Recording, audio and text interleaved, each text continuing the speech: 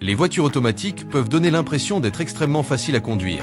Il suffit de les mettre en position D et de partir. Cependant, cette apparente simplicité peut cacher de sérieux risques. Dans cette vidéo, nous vous dévoilons les 11 erreurs les plus dangereuses que de nombreux conducteurs commettent lorsqu'ils conduisent des véhicules automatiques. Certaines de ces erreurs peuvent endommager la transmission, accélérer l'usure des freins et même mettre votre sécurité en danger. Suivez chaque erreur dans l'ordre, car même les conducteurs les plus expérimentés commettent encore les dernières de la liste. Ignorer ces erreurs peut coûter cher, et pas seulement pour votre poche, mais aussi pour votre voiture. Erreur numéro 11. Se garer sans serrer le frein à main.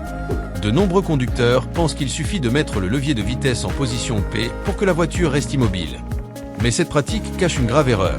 En procédant ainsi sans serrer le frein à main, tout le poids du véhicule est concentré sur une petite serrure métallique située à l'intérieur de la boîte de vitesse. Cette pièce n'a pas été conçue pour maintenir la voiture à l'arrêt, surtout dans les pentes ou les dévers.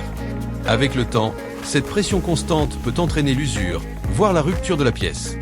Dans ce cas, la voiture peut se déplacer d'elle-même, ce qui entraîne de graves risques pour la sécurité et des dommages éventuels au véhicule ou à des tiers.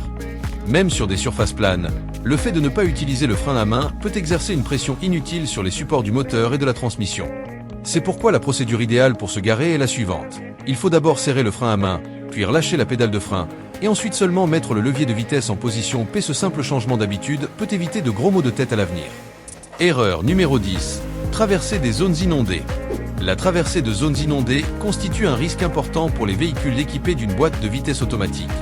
En effet, ce type de système comporte de petites ouvertures qui servent à évacuer la pression interne. Le problème est que ces mêmes ouvertures peuvent permettre à l'eau de pénétrer lorsque la voiture traverse des zones inondées. Si de l'eau s'infiltre dans la boîte de vitesse, elle peut contaminer le liquide interne et le transformer en une substance épaisse et corrosive. Ce mélange compromet des composants vitaux, tels que les embrayages internes, et peut provoquer de graves défaillances en peu de temps.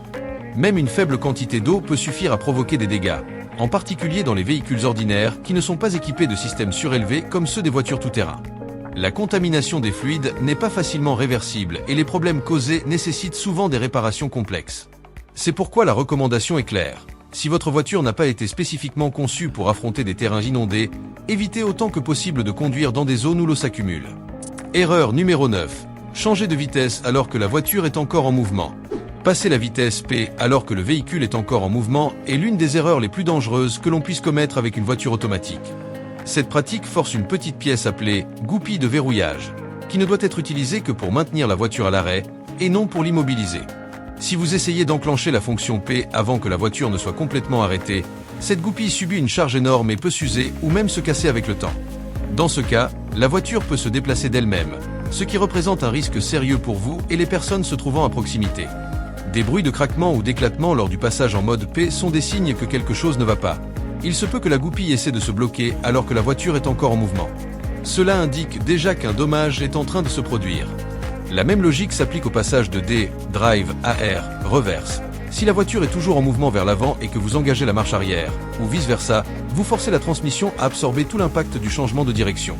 Cette tension exagérée peut provoquer des défaillances internes à long terme. Arrêtez-vous toujours complètement avant de changer de vitesse. Certains modèles récents bloquent même cette action, mais si votre voiture le permet, ne prenez pas de risque. Erreur numéro 8. Éteindre la voiture avant de la mettre en P. Ce geste peut sembler simple, mais éteindre le moteur avant de passer la vitesse P est une manœuvre risquée. Certains véhicules modernes n'autorisent plus cette action, mais dans les voitures plus anciennes, cela peut encore se produire, et les risques sont réels. Si vous coupez le moteur et que vous ne serrez pas le frein à main ou ne passez pas en P, le véhicule peut commencer à avancer lentement, en particulier dans les pentes. Si vous êtes au point mort, N, la voiture peut rouler vers l'avant ou vers l'arrière, selon la pente. Outre le risque que la voiture se déplace d'elle-même, le fait de forcer le système à s'éteindre alors que le rapport est engagé ou dans une mauvaise position peut compromettre le fonctionnement de la transmission. Et une défaillance de ce système entraîne souvent des désagréments considérables. C'est pourquoi la procédure correcte est la suivante.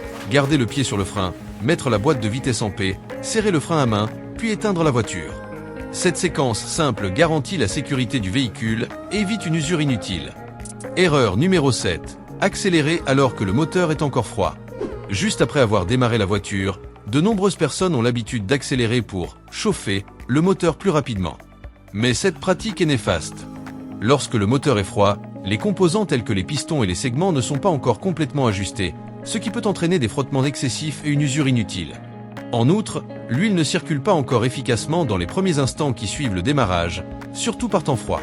L'huile froide est plus dense et ne lubrifie pas correctement, ce qui rend les parties sensibles du moteur vulnérables à l'usure. La meilleure façon de protéger le moteur est de le laisser tourner au ralenti pendant quelques minutes avant de prendre la route. Par temps chaud, 1 minute suffit.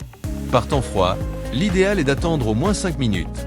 Attention, la jauge de température du liquide de refroidissement n'indique pas la température de l'huile. Le moteur peut sembler chaud, mais l'huile n'est peut-être pas encore prête. Cette simple précaution permet d'assurer le bon fonctionnement du moteur et d'éviter des problèmes ultérieurs. Erreur numéro 6. Conduire avec les deux pieds. Certains conducteurs pensent que l'utilisation des deux pieds dans les voitures automatiques, l'un sur l'accélérateur et l'autre sur le frein, offre un meilleur contrôle. Or, cette pratique peut être source de confusion, voire d'accidents. Les voitures automatiques sont conçues pour être conduites avec un seul pied. En gardant le pied gauche sur le frein, même légèrement, vous risquez d'appuyer sur la pédale sans vous en rendre compte. Cela crée une usure continue des plaquettes et augmente la température du système de freinage, ce qui peut compromettre son efficacité. Dans une situation d'urgence, votre cerveau peut s'embrouiller et appuyer sur la mauvaise pédale. Une réaction rapide peut alors se transformer en une erreur dangereuse. Bien qu'il ne soit pas illégal de conduire avec les deux pieds, c'est une habitude risquée qui peut faire plus de mal que de bien. Laissez ce style de conduite aux pilotes de course. Dans la circulation quotidienne, l'utilisation d'un seul pied est la méthode la plus sûre et la plus recommandée. Erreur numéro 5. Accélérer brusquement. C'est une erreur courante et difficile à éviter, surtout quand on est pressé.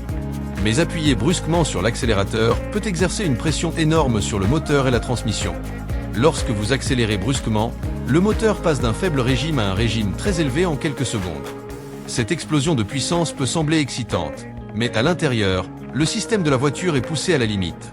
Les composants tels que les engrenages, les roulements et les embrayages ressentent cette pression qui, avec le temps, se traduit par de l'usure. C'est comme pour les voitures de course, elles peuvent supporter des accélérations extrêmes, mais elles nécessitent un entretien constant.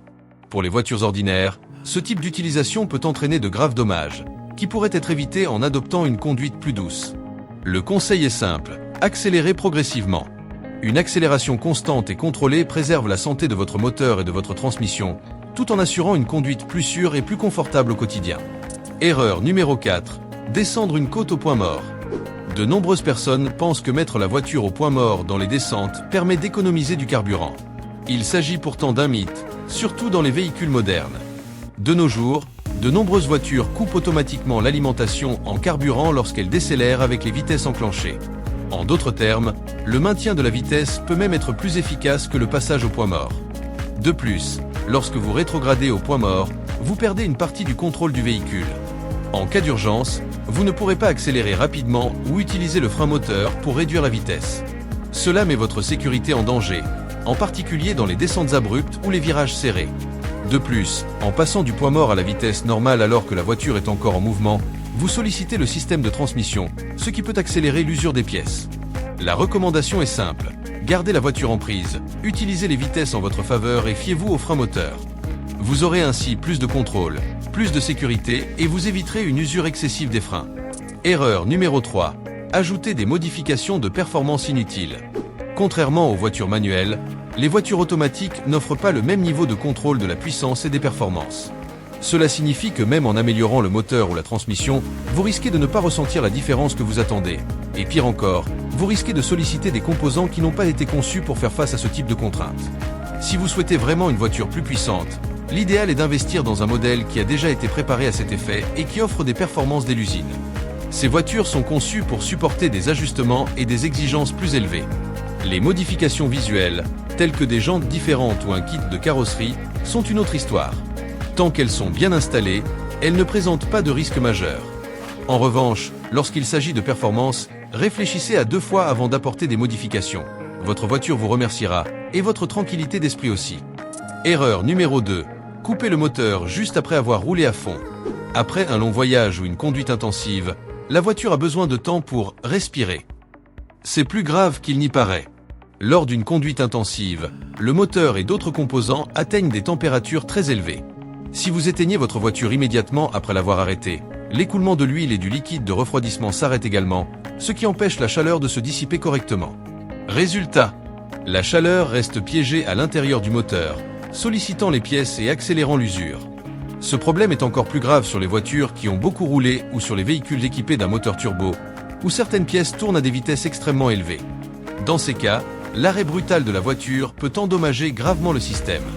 La meilleure pratique est simple. Après un trajet plus exigeant, laissez le moteur tourner pendant au moins 1 minute au ralenti.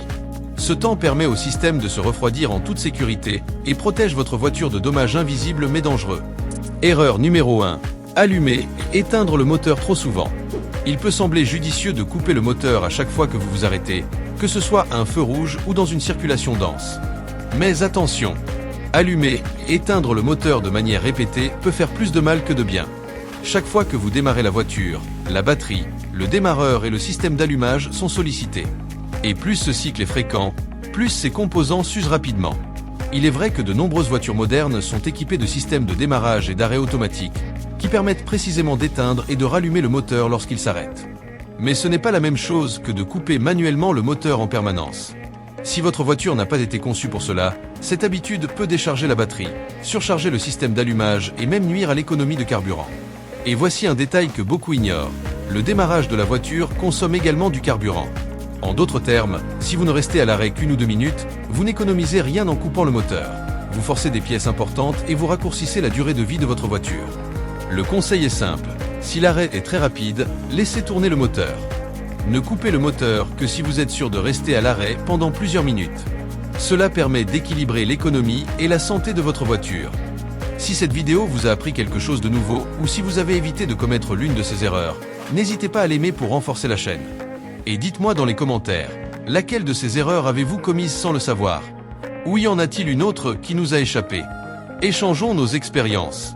N'oubliez pas de vous abonner et d'activer la cloche pour recevoir d'autres conseils précieux comme ceci. Vous pourrez ainsi prendre soin de votre voiture en toute connaissance de cause, éviter les pertes à l'avenir. Rendez-vous dans la prochaine vidéo.